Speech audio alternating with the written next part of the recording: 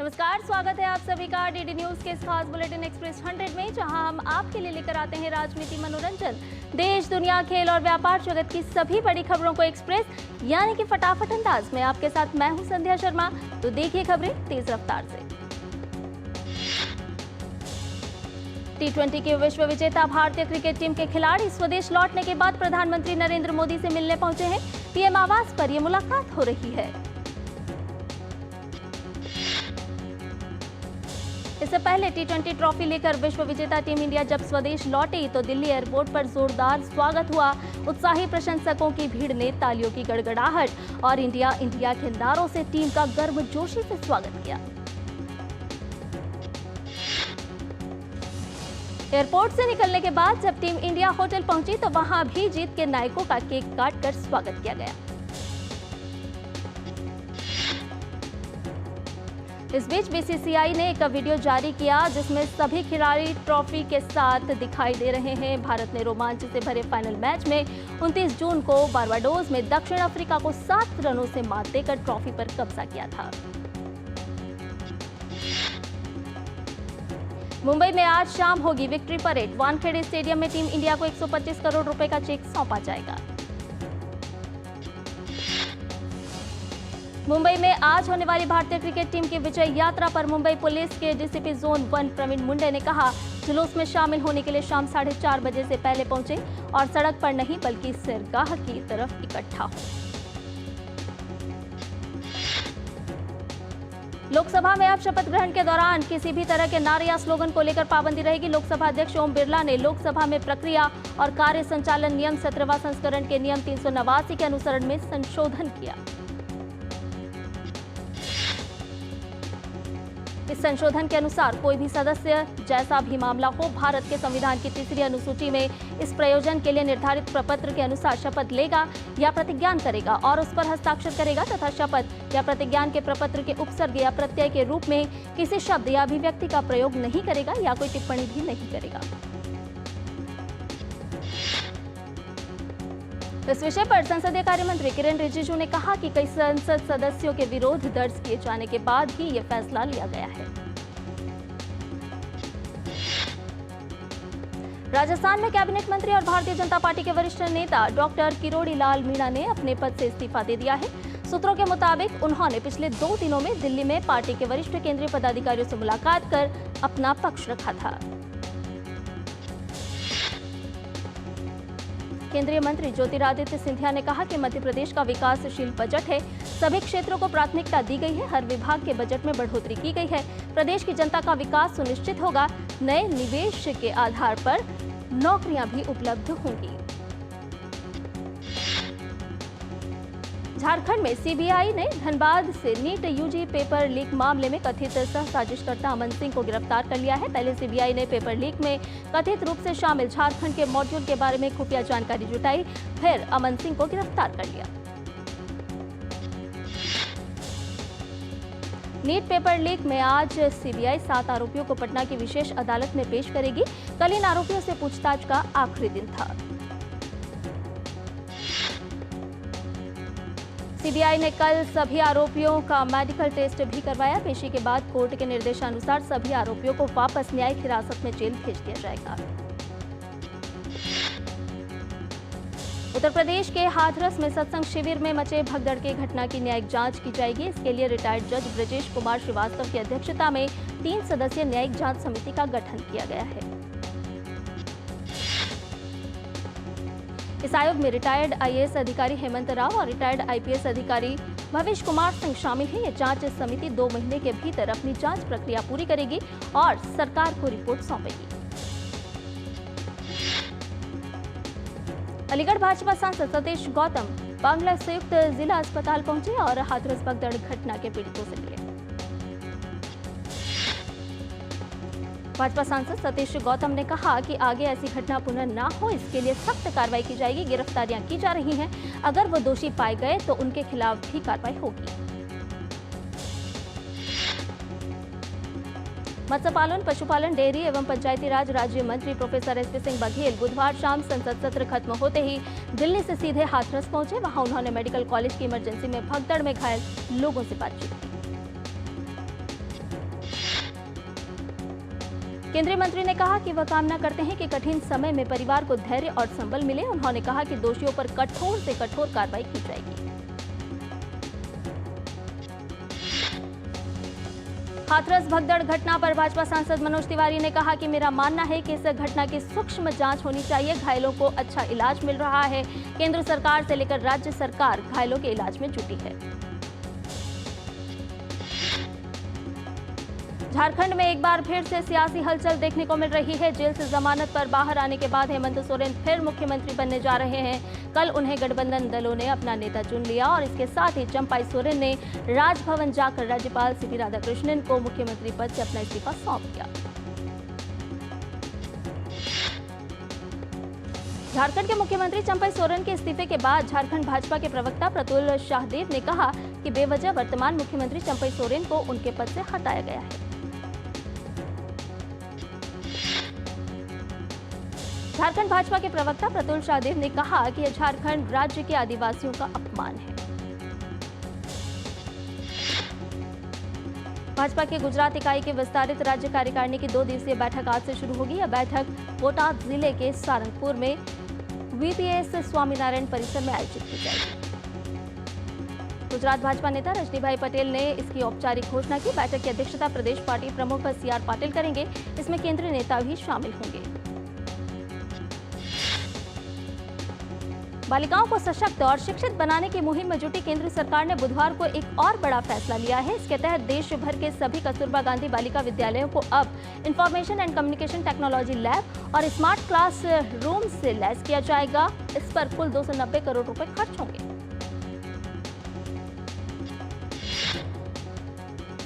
शिक्षा मंत्रालय के अनुसार इस पहल से बालिकाओं को डिजिटल रूप से दक्ष बनाया जाएगा और उनके ज्ञान और कौशल को बढ़ाया जाएगा।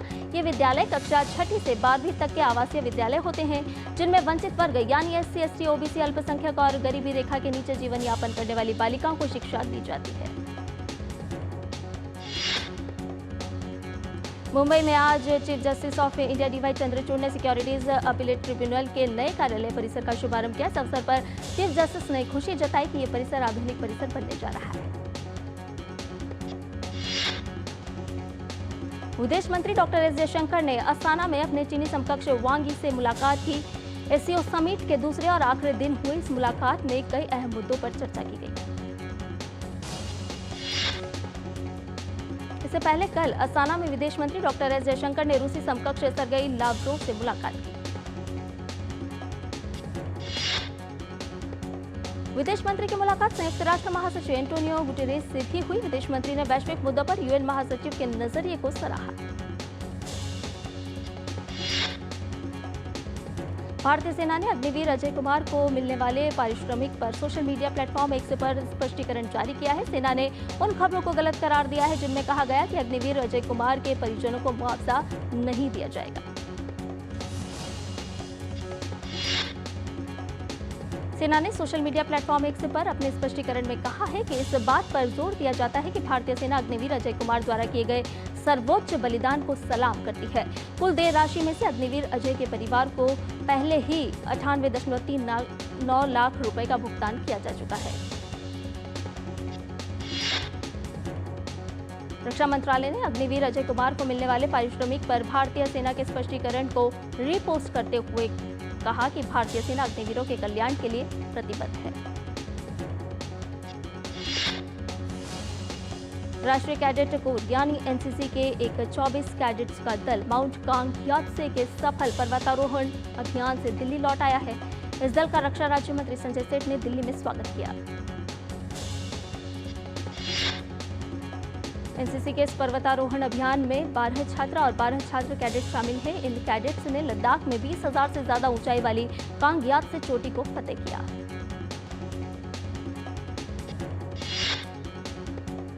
एलओसी पर सेना प्रमुख जनरल उपेंद्र द्विवेदी ने सेना कमांडर और अन्य लोगों के साथ व्हाइट नाइट कोर के अग्रिम ठिकानों का दौरा किया और सुरक्षा स्थिति की समीक्षा की। Chief of defence staff general Anil Chauhan operation Vijay के तहत टाइगर हिल और टोलोलिंग की लड़ाई की रजत जयंती स्मारक समारोह में शामिल हुए।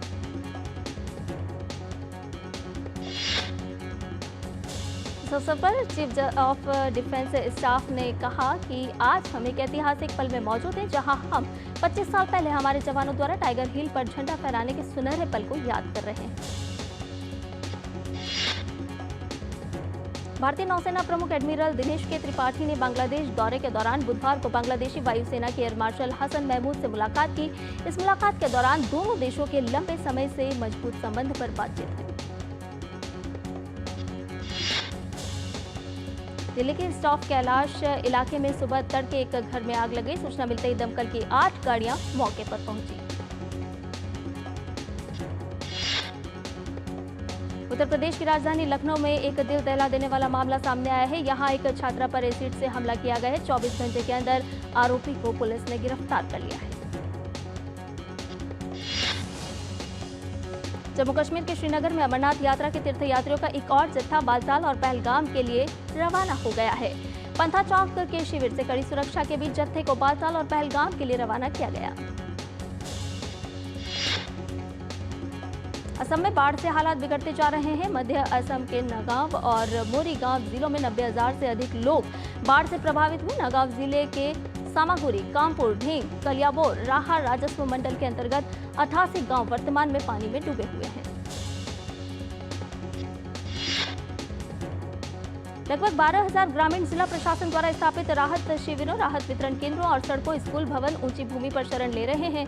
प्रशासन ने बाढ़ प्रभावित इलाकों में 10 मेडिकल टीमें तैनात की हैं। बाढ़ के पानी से उनका घरेलू सामान, धान, चावल, फसलें बर्बाद हो गई है। मणिपुर में भी भारी बारिश के बाद बाढ़ की स्थिति उत्पन्न हो गई है। राज्य के सभी स्कूलों में इसके चलते छुट्टी घोषित कर दी गई है। बुधवार को राज्य के सरकारी कार्यालय भी बंद रहे। उत्तराखंड के कई हिस्सों में अगले 3 दिन तक भारी बारिश का अलर्ट जारी किया गया है। राज्य के कुमाऊं में भारी से भारी बारिश का रेड अलर्ट जारी है। स्वामी विवेकानंद की पुण्यतिथि पर प्रधानमंत्री नरेंद्र मोदी ने उन्हें श्रद्धांजलि अर्पित की। उन्होंने सोशल मीडिया प्लेटफॉर्म पर एक पोस्ट साझा करते हुए लिखा कि उनकी शिक्षाएं लाखों लोगों को शक्ति देती है। स्वामी विवेकानंद की पुण्यतिथि के अवसर पर केंद्रीय मंत्री अमित शाह ने उन्हें नमन किया। अमित शाह ने कहा कि स्व संस्कृति व स्वधर्म के पथ पर स्वामी विवेकानंद जी के संदेश युगों युगों तक दिशा दिखाते रहेंगे।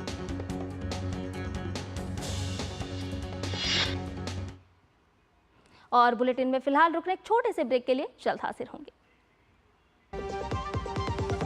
जिन्होंने यूज किया है वो जानते हैं असली हींग का स्वाद। MDH सुपर हींग, शुद्धता का असली तड़का। MDH। बात जब पीढ़ियों के लिए बनने वाले घर की हो तो जिम्मेदारी बड़ी हो जाती है। गैलेंट समझता है ये जिम्मेदारी। अब डबल M रिब्स के साथ गैलेंट एडवांस TMT रीबार, निर्माण का रियल हीरो। ज्यादा उपज और भरपूर मुनाफा भी। दोनों मिलेंगे टोरी से। एक हाथ में खरपतवार की हार और दूसरे हाथ में ज्यादा पैदावार। समझे? IIL के ट्रैक्टर ब्रांड का टोरी अब खरपतवार होगा हक्का बक्का, बढ़ेगा मक्का। दादी के हाथों का जादू और खुशबू से महकता घर। MDH गरम मसाला, असली मसालों से भरा हूँ मैं, क्योंकि हर रिश्ता है स्वाद से जुड़ा। और ब्रेक के बाद एक्सप्रेस 100 में आपका एक बार फिर से स्वागत है। आइए बाकी की खबरों को भी जान लेते हैं फटाफट अंदाज में। सप्ताह के चौथे कारोबारी दिन आज बढ़त के साथ खुले भारतीय शेयर बाजार। कल सेंसेक्स ने अब तक के उच्चतम स्तर पर पहुंचकर रिकॉर्ड बढ़त दर्ज की है। हालांकि कारोबार के आखिर में गिरावट के साथ बंद हुए थे शेयर बाजार। S&P ग्लोबल रेटिंग्स का मानना है कि केंद्र सरकार अगर देश के राजकोषीय घाटे को GDP के 4% तक लाने में सक्षम रहती है तो अगले 24 महीनों में भारत की सॉवरेन रेटिंग बढ़ सकती है। रेटिंग एजेंसी के निदेशक इरफान फुआ ने कहा कि केंद्र और राज्यों का राजकोषीय घाटा GDP के 7% से कम होना चाहिए। इसमें ज्यादा योगदान केंद्र का होना चाहिए। इलेक्ट्रॉनिक्स इंडस्ट्री की ओर से मांग की गई है कि आने वाले बजट में घरेलू मैन्युफैक्चरिंग को सहारा देने के लिए इनपुट पर टैरिफ को कम करना चाहिए। इलेक्ट्रॉनिक्स इंडस्ट्री द्वारा यह सुझाव 7 देशों में स्मार्टफोन के इनपुट की टैरिफ स्टडी के आधार पर है। भारत में input tariff most favoured nation के लिए 7.4% है, जो कि चीन में प्रभावी तरीके से 0 है और वियतनाम में 0.7% है। HSBC की ओर से जारी किए गए सर्वे में बताया गया है कि भारत में मजबूत मांग और निर्यात ऑर्डर बढ़ने के कारण सर्विस सेक्टर में जून में तेजी देखने को मिली है। मजबूत मांग ने सर्विस प्रदाताओं को अधिक स्टाफ की नियुक्तियां करने के लिए मजबूर किया है। इसके कारण नए रोजगार 2 वर्षों के उच्चतम स्तर पर पहुंच गए हैं। सेबी ने शेयर बाजार में गड़बड़ी करने वाले स्टॉक्स ब्रोकर्स पर नकेल कस दी है। पहली बार सेबी ने स्टॉक ब्रोकर्स पर लगाम लगाने के लिए सख्त कदम उठाया। सेबी ने एक अधिसूचना जारी कर कहा कि बाजार का बेजा इस्तेमाल और धोखाधड़ी का पता लगाने और उसकी रोकथाम के लिए ब्रोकरेज फर्म के साथ साथ उसके वरिष्ठ अधिकारी जिम्मेदार होंगे।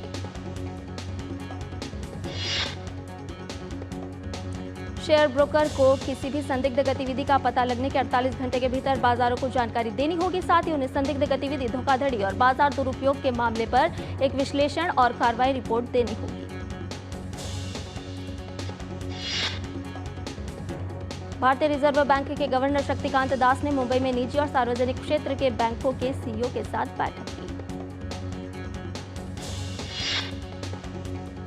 आरबीआई गवर्नर शक्तिकांत दास ने कहा कि भारतीय ऋणदाताओं को डिजिटल धोखाधड़ी पर अंकुश लगाने के लिए अपने शासन मानकों को मजबूत करना चाहिए और मजबूत साइबर सुरक्षा नियंत्रण सुनिश्चित करना चाहिए। भारतीय खाद्य निगम ने चालू रबी विपणन सीजन 2024-25 के दौरान 266 लाख मीट्रिक टन गेहूं की सफलतापूर्वक खरीद की। आरएमएस 2024-25 के दौरान गेहूं की खरीद से 22 लाख से अधिक भारतीय किसान लाभान्वित हुए हैं। भारतीय रेलवे की माल ढुलाई से आय जून 2024 में 11.1% बढ़कर 14,798.11 करोड़ रुपए हो गई है। आंकड़ों के मुताबिक इस वर्ष जून में रेलवे ने 135.46 मिलियन टन कार्गो का परिवहन किया है। उद्योग जगत ने वित्त वर्ष 2024-25 के लिए मध्य प्रदेश सरकार के पेश बजट की सराहना की है। एनसीईआर के एक शोध पत्र में कहा गया है कि कोविड महामारी से उत्पन्न चुनौतियों के बावजूद भारत में गरीबी वित्त वर्ष 2011-12 के 21.2% से घटकर 2022 से 24 में 8.5% पर आ गई। नीति आयोग के सीईओ वीवीआर सुब्रमण्यम ने कहा कि नवीनतम उपभोक्ता व्यय सर्वेक्षण से इस बात का संकेत मिलता है कि देश में गरीबी घटकर 5% रह गई और ग्रामीण और शहरी दोनों क्षेत्रों में लोग समृद्ध हो रहे हैं। इंडिया बुल्स हाउसिंग फाइनेंस का नाम बदलकर हुआ सम्मान कैपिटल। कंपनी ने बयान में कहा कि 2 दशक से अधिक पुरानी कंपनी इस महीने अपनी सभी शाखाओं, वेबसाइट आदि के नाम में बदलाव को लागू करेगी। राष्ट्रीय कृषि और ग्रामीण विकास बैंक और ऑनलाइन पीएसबी लोन्स लिमिटेड ने क्षेत्रीय ग्रामीण बैंकों के माध्यम से वित्तीय समावेशन को बढ़ावा देने के लिए एक समझौता किया है।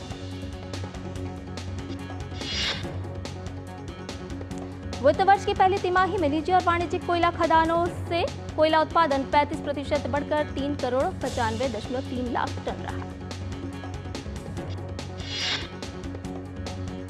भारत का देसी सोशल मीडिया प्लेटफॉर्म कू 4 साल बाद बंद कर दिया गया। कंपनी के संस्थापक अप्रमेय राधाकृष्ण ने लिंक्डइन पर पोस्ट कर ये जानकारी दी। माइक्रोसॉफ्ट कॉर्प छुट्टी लेने वाले कर्मचारियों के साथ भेदभाव करने के मामले को निपटाने के लिए 117 करोड़ रुपए का भुगतान करने को तैयार। ब्रिटेन में आज हाउस ऑफ कॉमन्स की 650 सीटों के लिए आम चुनाव शुरू। इस बार ब्रिटेन की 2 बड़ी पार्टियां कंजर्वेटिव और लेबर पार्टी में कड़ी टक्कर की उम्मीद। चुनाव सर्वेक्षण में कंजर्वेटिव पार्टी के मुकाबले लेबर पार्टी को बढ़त मिली है। ब्रिटेन के आम चुनाव में भारतीय मूल के मतदाताओं की अहम भूमिका। सत्ताधारी पार्टी कंजर्वेटिव ने इस बार 30 भारतीय मूल के लोगों को चुनावी मैदान में उतारा है, तो वहीं लेबर पार्टी ने 33 भारतीय मूल के नागरिकों को अपना उम्मीदवार बनाया है। ब्रिटेन में आज स्थानीय समय अनुसार सुबह 7 बजे से मतदान शुरू, जो रात 10 बजे तक चलेगा। मतदान खत्म होते ही मतगणना शुरू हो जाएगी। 5 जुलाई 2024 को सुबह परिणाम आ जाएगा। बाइडेन के खराब प्रदर्शन के बाद डेमोक्रेट पार्टी में ही उन्हें राष्ट्रपति पद की उम्मीदवारी से हटाने की मांग उठने लगी है। पहले भी ये चर्चा थी, लेकिन बहस के बाद इसे लेकर स्वर तेज होने लगे हैं। हालांकि बाइडेन ने पीछे हटने से साफ इनकार कर दिया है। डोनाल्ड ट्रंप के साथ गर्मागर्म बहस के बाद अपनी ही पार्टी के अंदर विरोध झेल रहे राष्ट्रपति जो बाइडेन ने कहा है कि मुझे राष्ट्रपति की दौड़ से कोई भी बाहर नहीं कर रहा है। उन्होंने कहा कि वह डेमोक्रेटिक पार्टी के नेता हैं। नेपाल में पूर्व प्रधानमंत्री केपी शर्मा ओली की पार्टी सीपीएन यूएमएल के भी मंत्रियों ने पीएम पुष्पकमल दहल प्रचंड के नेतृत्व वाली सरकार से सामूहिक इस्तीफा दिया। इससे पहले सीपीएन यूएमएल ने नेपाल के प्रधानमंत्री पुष्पकमल दहल को पद से हटने के लिए 24 घंटे की डेडलाइन दी थी, लेकिन बुधवार को समय सीमा समाप्त होने के बाद पार्टी ने समर्थन वापस लेने का ऐलान कर दिया। प्रधानमंत्री प्रचंड ने साफ कर दिया कि वह इस्तीफा देने के बजाय सदन में अविश्वास मत प्रस्ताव का सामना करेंगे। संयुक्त राष्ट्र की ओसीएचए एजेंसी के प्रमुख एंड्रिया डी डेमोनिकी ने कहा कि इजराइल और हमास के बीच युद्ध शुरू होने के बाद से गजा पट्टी में हर 10 में से करीब 9 लोग एक बार विस्थापित हुए हैं। डी डोमिनिको ने कहा कि इजराइल के सैन्य अभियानों से गजा पट्टी 2 हिस्सों में कट गई है। इस क्षेत्र के उत्तर में 3 से 3.5 लाख लोग रहते थे, जो दक्षिण में जाने में असमर्थ थे। कनाडा में पहली बार एक महिला अधिकारी को रक्षा स्टाफ प्रमुख सीडीएस के पद के लिए नामित किया गया है। जनरल जेनी कैरिगनन अब कनाडा की नई सीडीएस बनने वाली है। कनाडा के प्रधानमंत्री जस्टिस ट्रूडो ने कहा कि जेनी कैरिगनन का असाधारण नेतृत्व गुण, उत्कृष्टता के प्रति प्रतिबद्धता और सेवा के प्रति समर्पण हमारे सशस्त्र बलों के लिए एक बड़ी संपत्ति है। तूफान बेरिल ने जमैका में मचाई तबाही। शक्तिशाली श्रेणी 4 तूफान से मरने वालों की संख्या बढ़कर कम से कम 9 हो गई है। प्रधानमंत्री एंड्रयू होल्नेस ने कहा कि जितना भी संभव है उतना प्रयास सरकार कर रही है, बाकी सब भगवान के हाथों में है। पाकिस्तान में अफगान सीमा के पास विस्फोट में एक पूर्व सीनेटर सहित 5 लोगों की मौत। पाकिस्तान पुलिस के अनुसार आतंकवादियों ने पूर्व सीनेटर की कार को रिमोट नियंत्रित बम से निशाना बनाया था। हमलावर की जांच जारी। फिल्म महाराज 22 देशों में ग्लोबल हिट बन चुकी है। इस पर जुनैद खान ने आभार व्यक्त करते हुए कहा कि वह लोगों द्वारा उनकी पहली फिल्म को दिए गए प्यार, प्रशंसा और फीडबैक के लिए आभारी हैं। खतरों के खिलाड़ी 14 की शूटिंग पूरी हो चुकी है। शो के होस्ट रोहित शेट्टी ने शूटिंग खत्म होने के बाद पहला वीडियो शेयर किया है। वहीं शो के प्रोमो सामने आने शुरू हो गए हैं और लोग सेलिब्रिटीज को उनके डर का सामना करते देखने के लिए बहुत एक्साइटेड हैं। अनंत राधिका की शादी की रस्मों की हुई शुरुआत। अंबानी परिवार के निवास एंटिलिया पर मामेरू सेरेमनी रखी गई, जिसे काफी ग्रैंड तरीके से मनाया गया। इस सेलिब्रेशन की तमाम झलकियां इस वक्त सोशल मीडिया पर छाई हुई हैं। बॉलीवुड अभिनेता सिद्धार्थ मल्होत्रा के नाम का इस्तेमाल करके एक महिला से हुई 50 लाख की ठगी का मामला सामने आया है, जिसने एक्टर को भी हैरान कर दिया है। इस मामले के चलते सिद्धार्थ ने अपने फैंस को अलर्ट किया है। टीवी एक्ट्रेस क्रिस्टल डिसूजा और एक्टर करण वाही का नाम मनी लॉन्ड्रिंग केस में आया है, जिसके बाद ईडी ने उन्हें पूछताछ के लिए बुलाया। दोनों पर आरोप है कि पैसे के बदले में इन्होंने online forex trading app octa FX का प्रचार किया। भारत की सबसे ज्यादा हिंसक फिल्म कही जा रही किल का प्रीमियर हुआ लॉन्च, जिसमें कई सितारे नजर आए। फिल्म 5 जुलाई को बड़े पर्दे पर रिलीज होने वाली है। अभिनेता विवेक ओबेरॉय ने बड़ा खुलासा करते हुए कहा कि वह एक वक्त पर फिल्म इंडस्ट्री की लॉबी का शिकार हो गए थे। YouTube के फेमस कंटेंट क्रिएटर और एक्टर भुवन बाम वीवी की वन से YouTube चैनल के 9 साल पूरे होने पर ढिंढोरा के दूसरे सीजन की घोषणा। अब जापान के सिनेमा घरों में शाहरुख खान की फिल्म जवान होगी रिलीज। सोशल मीडिया पर जवान की जापान रिलीज का पोस्टर सामने आया है। और इसके साथ ही एक्सप्रेस न्यूज में फिलहाल इतना ही, लेकिन डीडी न्यूज पर खबरों का सिलसिला लगातार जारी है। फिलहाल मुझे दीजिए इजाजत, नमस्कार।